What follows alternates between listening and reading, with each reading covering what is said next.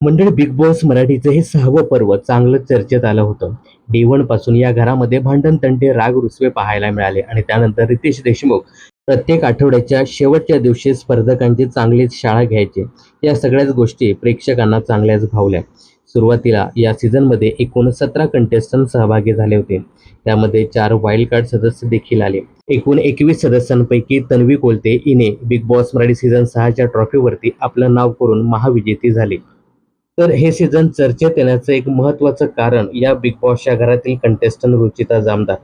रुचिता जामदार ही तिच्या तिखट आणि स्पष्ट बोलण्यामुळे बिग बॉसच्या घरामध्ये खूपच गाजली.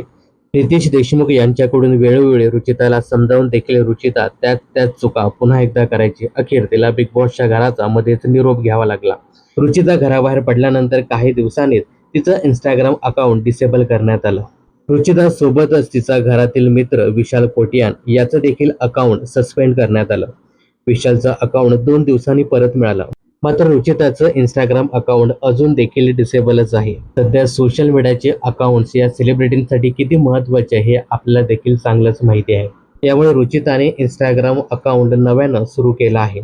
त्यासाठी तिला भरभरून सपोर्ट करा आणि पहिल्यासारखं प्रेम दाखवा, अशी पोस्ट बिग बॉसच्या घरातील तिचा भाऊ रोशन भजनकर याने सोशल मीडियावर एक पोस्ट शेअर करत सर्वांना तिला मदत आणि सपोर्ट करण्याचं आवाहन देखील केलं आहे.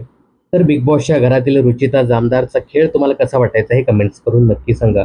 मनोरंजन क्षेत्रातील अशाच फिल्मी अपडेट जाणून घेण्यासाठी चॅनल जर सबस्क्राईब केलं नसेल तर जरूर करा.